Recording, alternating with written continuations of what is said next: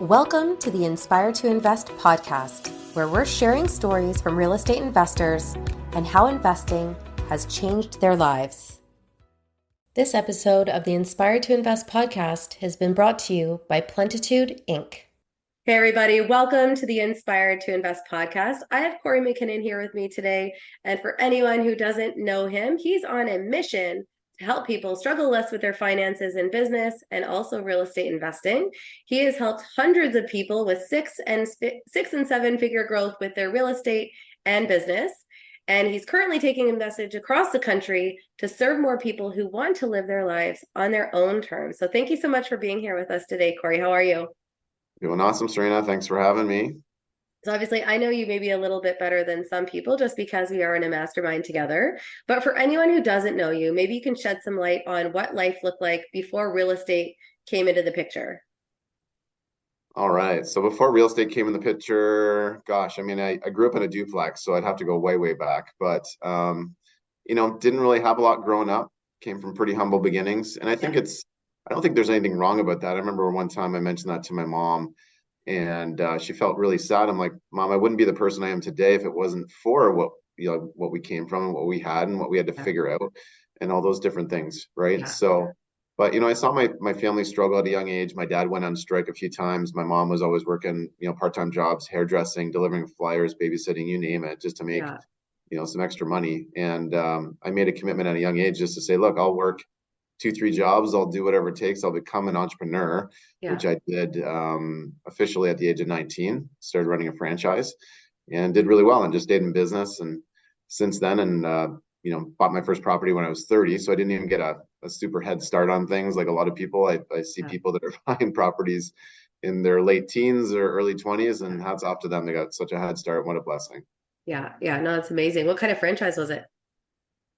Student Works Painting. So it wasn't a true franchise. It was more like an owner operator. It was like a hybrid model where they sell the intellectual property at the end of the year. But I stayed in that company and I, got promoted all the way up to VP of operations for Eastern Canada. So I was in charge of millions of dollars worth of business. And it was just really great to see this grassroots business and working with really ambitious people from the ages of 17 to 25 and just showing what's possible. Yeah, no, that's amazing. So then obviously it's not like real estate business, but you're servicing homeowners and stuff like that. How exactly did you make that jump then into real estate from an investing perspective? Well, a big part of my job was actually HR, like human resources and making decisions on hiring. And I think it's highly correlatable. Like when you're an entrepreneur, lots of things that are going to be highly correlatable to owning real estate or business or what have you, right? So for me, it's always been pretty easy to make gut decisions on tenants, even if I'm not the person that's talking to them. Like I have my assistant now, they do all the screening and we just talk about the top 3. And I'm just looking for where's the story? Does the story check out? Is there any drama? Do they have good references? Do they make good money? Because it's not that difficult to make good choices. And sure, anybody can kind of go off the deep end and stop paying their rent, I guess. But if you do a lot of that work up front, you can definitely avoid that. And just having strong work ethic, like, hey, nothing in life is easy. You got to work hard for it. And if there was an easy route, I think you and I would have found it already. And we haven't. You can't replace hard work. Yeah, no, that makes perfect sense. So in terms of growing your portfolio, can you talk about where it started and then where you've grown it to today? Sure. So my first property was a house hacked in a six-plex. Right. And that's maybe one of the reasons why it took me a while, but just for like having to save up for the down payment, because talking to my dad and talking to other people, they're like, don't pay any CMHC fees. And back then it was 25% to avoid all the fees, not 20 like it is now. So back in 2005, I saved up like $107,000, which would probably be at least double that now. So that's a big chunk of money to save up when you're in your 20s. And from there, I didn't even know what the BRRRR was. Like the BRRRR didn't really even have a terminology, but it was just improving the building, raising the value, like everything except for the terminology of it. So then I just was buying duplexes, triplexes, fiveplexes, that sort of thing. And I haven't really bought anything really big, but we've got close to 100 doors right now. And it's just all, 7-plex and below. We're starting to sell off some of our single family type stuff that is medium-term rentals. But when the client leaves, or if we feel like we just can't do very much more with that location or that property, Yeah. we're going to go and sell it. So, and just get into bigger things. We do have some big developments on the way coming up, which is super exciting. Yeah. I have found just by recording this podcast, a lot of people say they wish they had started bigger sooner for another reason, like economies of scale, like you're kind of duplicating that work if you had, one building with 10 doors versus five duplexes and things like that. So do you think that would be more where you'd like to take things, just going bigger, or do you kind of like that size of property? I don't mind it. I've done well with them. I mean, you do run into different bottlenecks with financing and things of that nature. It helps when you have a higher net worth, then that kind of checks more boxes for you as you go along. Yeah. And there just isn't a lot of inventory of the bigger stuff in Canada. I Yeah. think we always listen to the Grant Cardones of the world and Sounds like people there's that are, buildings everywhere. I know, right? But in Canada, we're obviously 1/10 of the population. And Yeah. I'd like to say we don't even have as many buildings that could even do what they do in the States. So, Yeah. um, you know, nothing wrong with going bigger. And I think if you have the right systems in place, though, and you have the right mix of your buildings, like a lot of my buildings are in clusters anyway, so it's the Mhm. grass doesn't have to travel that far, the snow person doesn't have to travel that far. Yeah. We have handymen on staff. We have, a deep Rolodex of everything that we need. So, Yeah. So how long would you say it took you to then become an investor full time? Like, did you make that decision like this is what you're doing and rip the band-aid off, or did you wait until you had like a certain number of doors or cash flow? yeah, I guess it was a chain of events that would have happened. So as I started getting later and later into my corporate career, like year 15, 16, 17, we started having, I got married, we started having kids. Hmm. We started to have a few health crises in the family and things that were Hmm. taking some of my time away, but I was still Yeah. getting all the same results that I used to before. Maybe I just wasn't like growing or um, exceeding my annual quota or whatever. Yeah. And we started having some hard conversations with my corporate career, and Yeah. you know it was the writing was kind of on the wall that, like, look, this isn't going to be forever. And they wanted to start clawing back some of my positions and things like that, and Hmm. wanting me to do twice as much work or whatever Yeah. without as many resources. So I'm like, well, I'm going to really double down, triple down on real estate. So we went, I think we picked up 5 or 6 properties that year. Some of them Yeah. are grand slam out of the park home runs, which was great. And we Yeah. got the cash flow up. I didn't totally replace my income, but I wasn't worried about it just because our monthly expenses were pretty low. And I always Yeah. recommend that people here, anybody who's listening, keep your monthly burn rate low. Like, even when you're making good money, you don't have to live like a poplar, but don't start Buy a spending Lamborghini. exorbitant amounts of money. I was literally just out for a walk this morning in my Yeah. neighborhood, and I see like people are throwing out their garbage on garbage day. I'm like, Gucci bags from the store, and I'm just like, wow, like I just don't feel like that's necessary until you're at the Yeah. point where all your assets can be spitting off more than enough money that you can ever spend. Yeah. Then you can be buying some of that stuff, right? But in the Yeah. meantime, just keep reinvesting and leveling up over time, and you can always enjoy trips and cruises and you Different know things. Yeah. doodads and toys and stuff like that. Just make sure it's in check.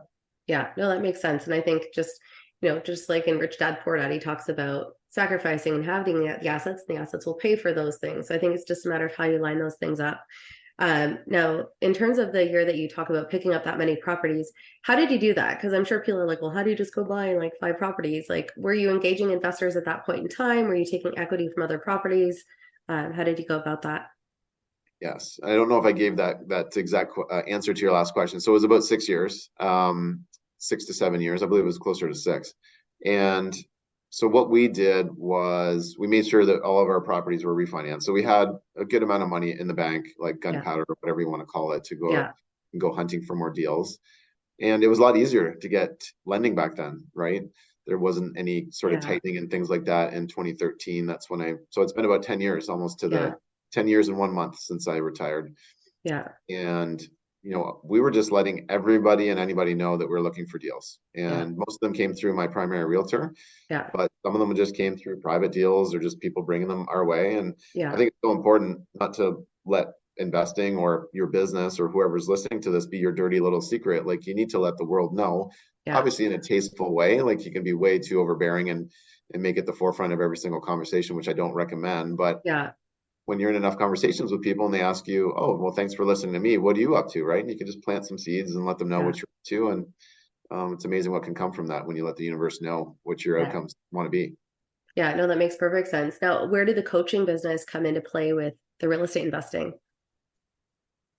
For sure. So yeah, I'm the owner of Infinite Real Estate Results Coaching and or just Infinite Results Coaching because we also coach business owners too.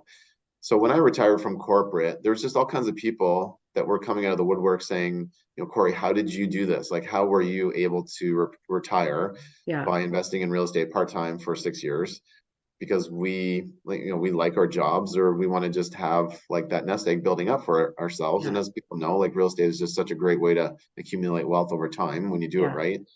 So I started to take some people on and and some of these people are just reaching out to me because they're like, Kory, you're the only person that's ever been able to hold me accountable, or you're the only person that I was inspired to grow my business with. So yeah, it was kind of like business coaching, accountability coaching. Some people wanted real estate advice.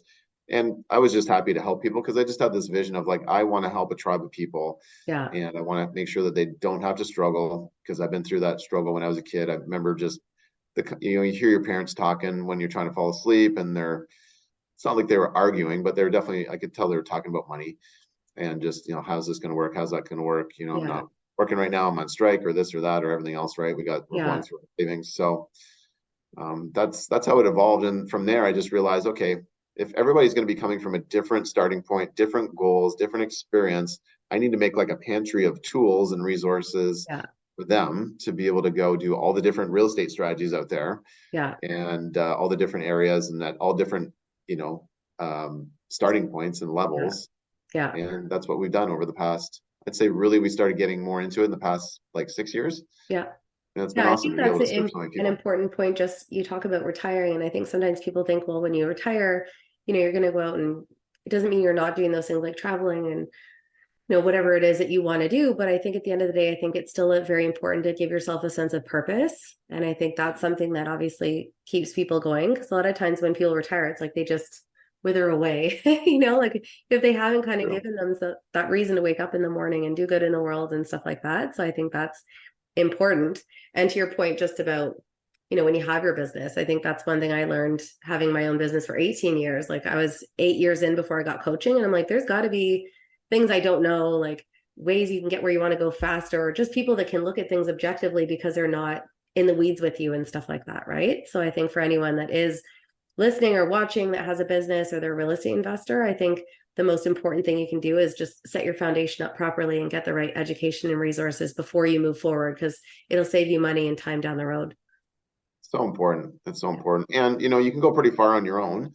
So there's so many resources out there. Like I tell people, literally the only resources I had at the time were the white pages, yellow pages, Yeah. word of mouth, and Yeah. Mike Holmes on TV. And then there was maybe some like Rich Dad Poor Dad or Carlton Sheets type of stuff Yeah. out there. So Russ Whitney, like there wasn't a lot of Yeah. resources out there. Not So compared to now, like with social media and podcasts and everything else. Now looking back at, this last 10-ish years, what would you say you look at as your biggest success and something you're most proud of? biggest success, I guess, would be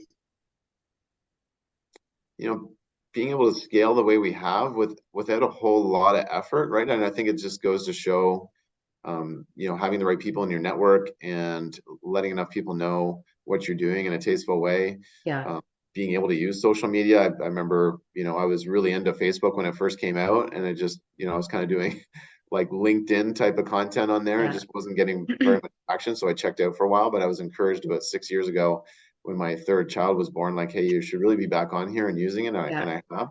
So that's been great. Yeah. So have you changed up your content strategy just because it didn't work well the first time?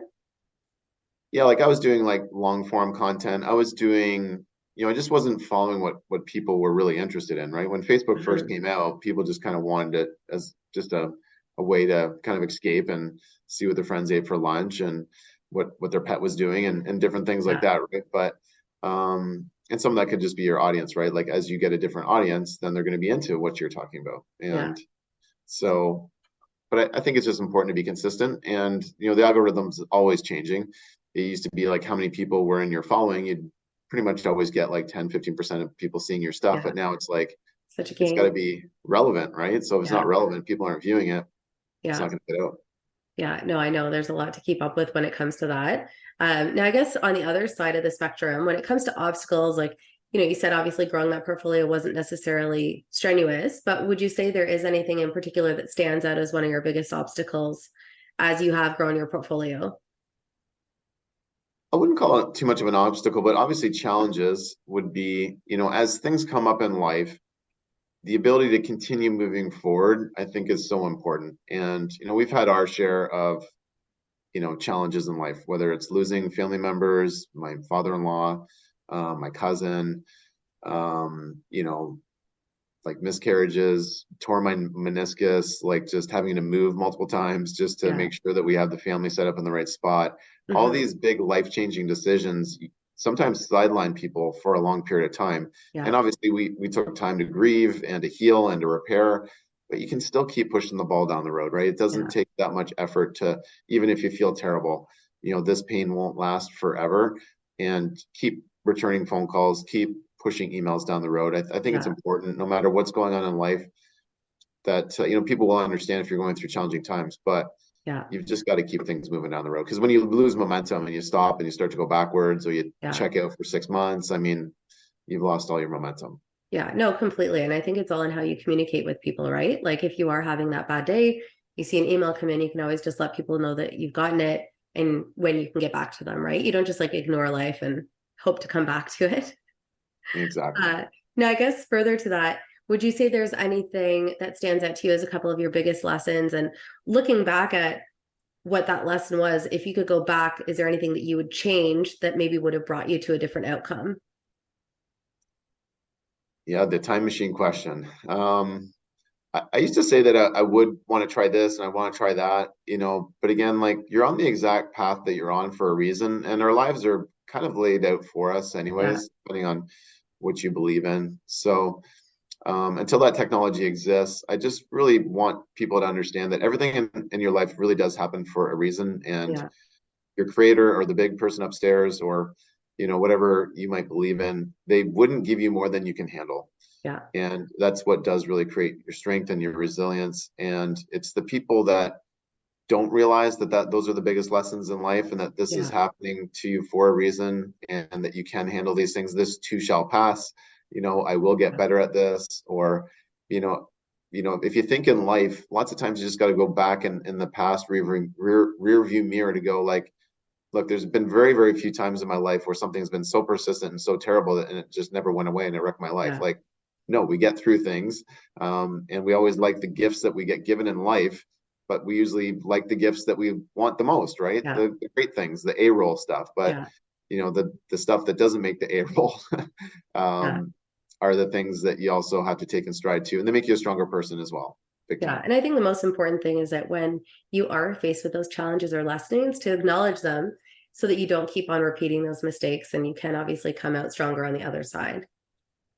Yes, you'll keep experiencing the same pain in life until you learn the lesson. Is a Yeah. great quote that I've seen and heard, and it's very true, right? You'll keep, Yeah. until you actually learn the lesson. You'll keep getting tripped up in the same ways, Yeah. and you'll keep having the same pain. Awesome. So on that note, we're just going to take a really brief break for a word from our sponsors, and we'll be right back. Inspired to Invest is proud to support the Beyond Success program. In today's complex world, it's absolutely crucial for our youth to learn how to take charge of their financial future. We believe that every young person deserves access to accurate, practical financial information. Designed to bridge the gap, the Beyond Success program leverages a comprehensive educational bootcamp to equip young minds with essential financial literacy skills.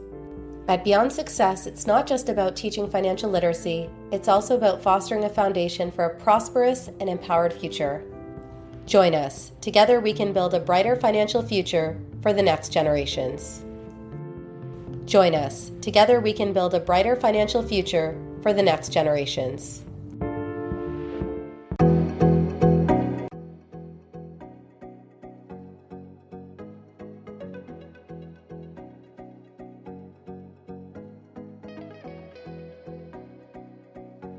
At Plenitude, it's the right time to invest in building wealth with purpose.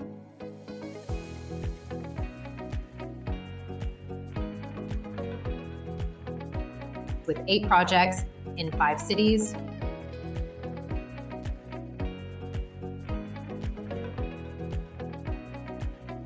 You can choose from 2 real estate income funds, 3 real estate development funds. We have an abundance of affordable, accessible, and age-in-place options.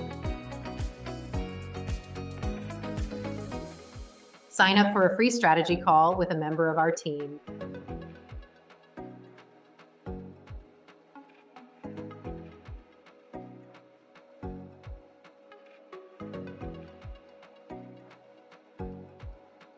I value transparency, integrity, and trust. If you choose to work with me, you can be assured that business will be conducted honestly and openly. Time is of the essence in this industry, so you can expect nothing short of quick, clear communication from me.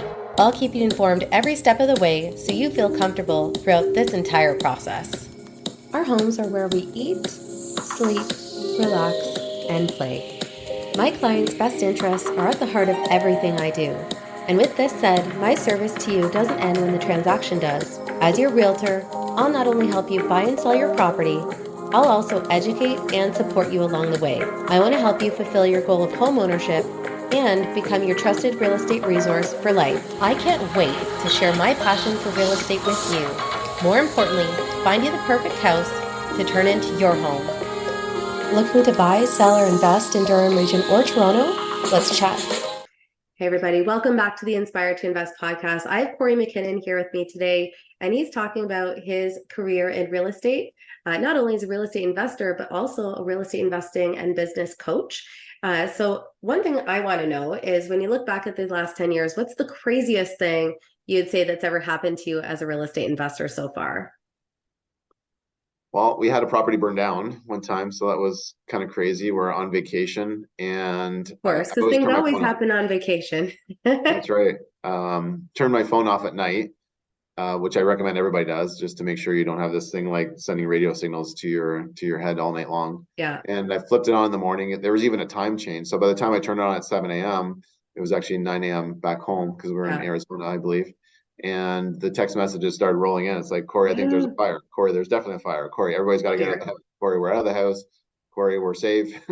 All that sort of stuff, right? So it's like, what do you do? Like, there's not really much of a playbook. I can teach someone how to burr a property, but like, what do you do when somebody's had a major fire, major fire? Yeah. I only knew a couple people that had properties that had caught fire. Yeah. And thankfully, my insurance agent was awesome. It wasn't one of those kind of situations where I had to fight tooth and nail. If anything, they actually wanted to just pay out the claim really quickly. I was like, whoa, let's slow this down. I actually want to go through, because their quote was like, gosh, over 100 pages long, just like how they actually detailed out all the losses and all the square footage. And it's amazing how detailed they were. But I caught about $13,000 worth of things that they forgot. So it's good that we actually did slow it down and rebuild the house, change the layout. So now it's kind of worth like twice as much as it used to be. So that's pretty crazy. We just had an interesting session at the LTB where, we won our case. They're back. They didn't pay for like 10 months of rent. We got our order. We got our hearing. Sheriff came. Sheriff came, changed the locks, and tenant broke back in. Oh my gosh! Want to keep living there. So we actually did get paid for all the back rent through his parents, and gave him an extra month to move out, but get his things together. But I mean, all these little things are going to come up. Yeah. And they call it property management, but you're not really managing the property. Managing properties are easy. It's like you're managing all the people and the personalities in there as well. Yeah.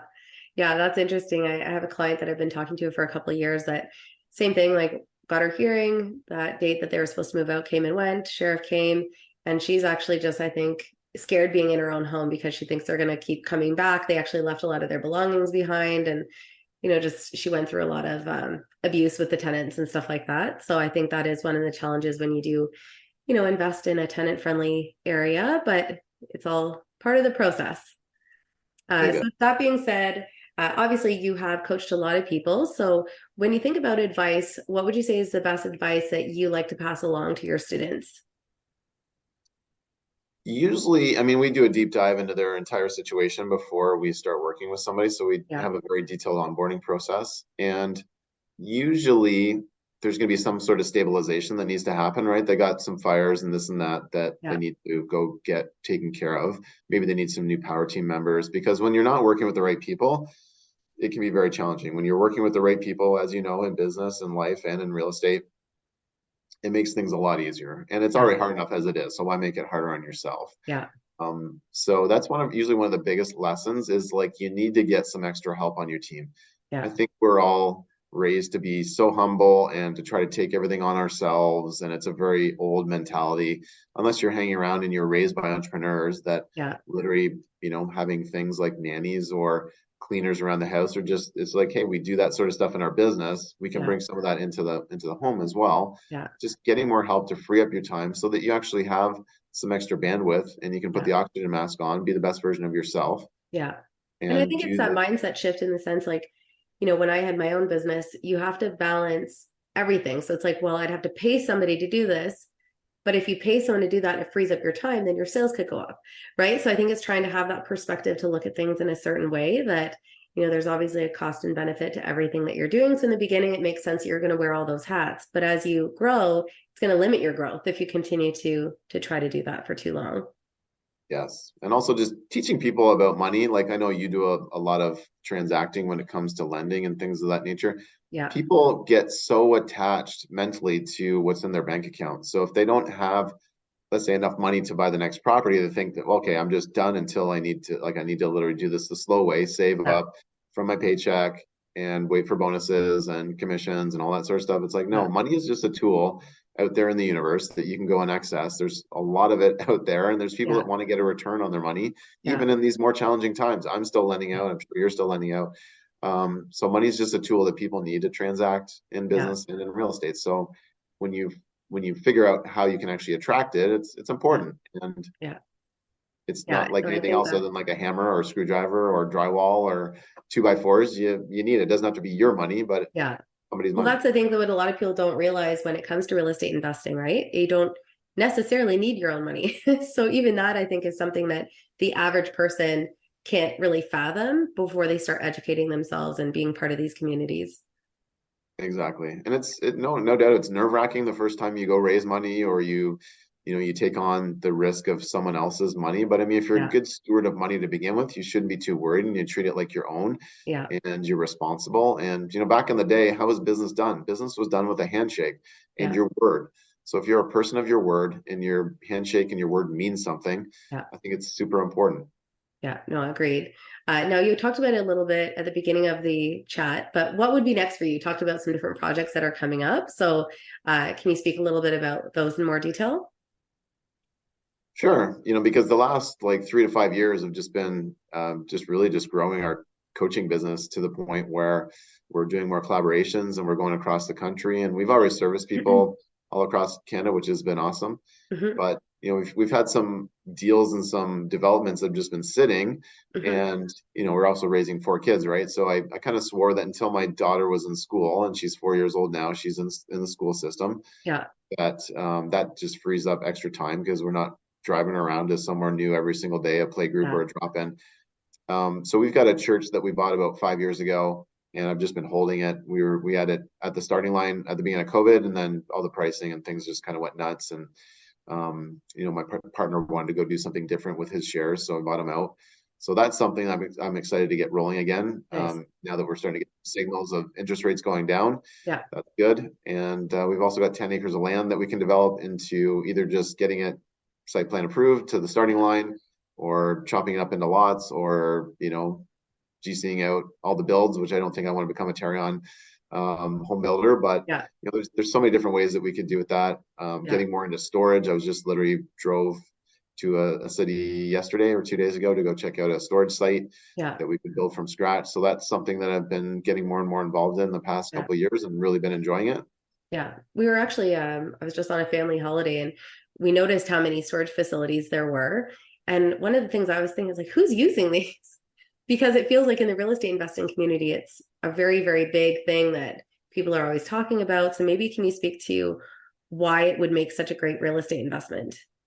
Sure. And just out of curiosity, what city were you in for your vacation? So I was in Fort Myers and Cape Coral, Florida. So obviously a different demographic, but just it feels like they're everywhere now, right? So Well, it's definitely one of those things that it's they've been around since like the 1970s, yeah, and it's become more and more and more popular, especially as, home sizes now are going to start to become smaller. yeah, And in that case, there's always going to be a need for it, like estate sales, or like we always used to rent a storage unit when we were getting ready to sell our primary residence. We're like, yeah. okay, we Got do to get not some live in stuff a out. staged house. We got to thin the house out. Some of the stuff's got to go. And then it's Yeah, just so convenient that it's there. It's like, oh, some of that stuff that's in storage, we don't really need it right now. Like I always extend it for like an extra 6 months. And at a yeah, certain point, I was like, okay, this is enough. I got to get our stuff out of storage and put it back in yeah, our own garage. But I think, as people become more materialistic, people are traveling more, becoming more nomadic.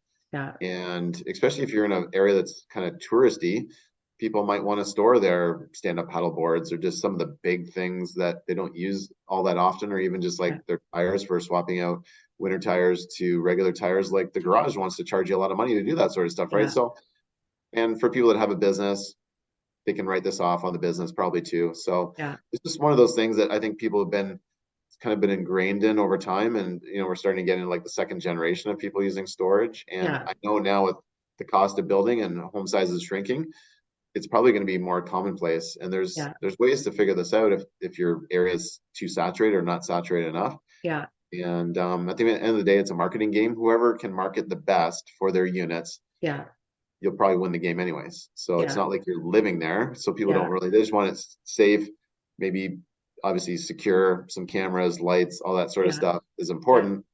But if you can be more convenient, and if you're like kind of top of the pile with Google reviews and everything yeah. else, like you'll win the game. Yeah, no, for my business, we actually used to use them a lot for storing samples and stuff.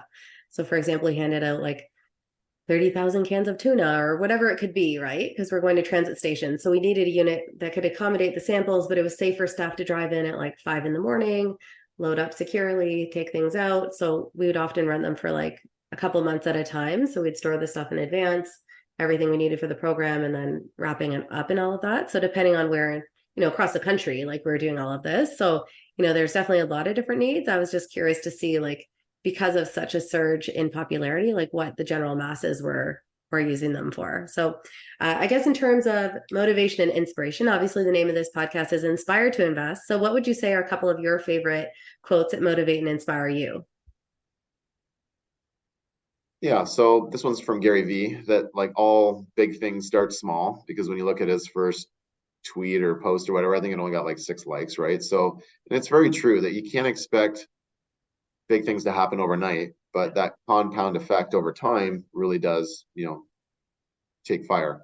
Yeah, And that's sort of like the next one, that's just like the compound effect of like focused, intentional action, right? Don't mistake being busy for actually being productive, but when you can yeah, actually be focused and productive, it's amazing what comes out of that.